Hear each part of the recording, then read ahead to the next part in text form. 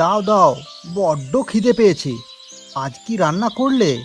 এই তো ছোট মাছের চচ্চড়ি, আলু মাখা আর ডাল। আজ তো ঘরে বাজারও শেষ। দেখো না, যদি বাজার থেকে একটু ইলিশ মাছ আনতে পারো কিনা। আমার না ভীষণ খেতে ইচ্ছা করছে গো।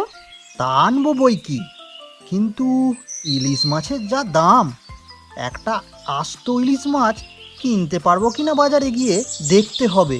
শুনেছি বাজারে নাকি টুকরো টুকরো করে ইলিশ মাছ সাথে আলু পেঁয়াজ বিক্রি করছে। উদ্যোগটা অনেক ভালো হলো গো।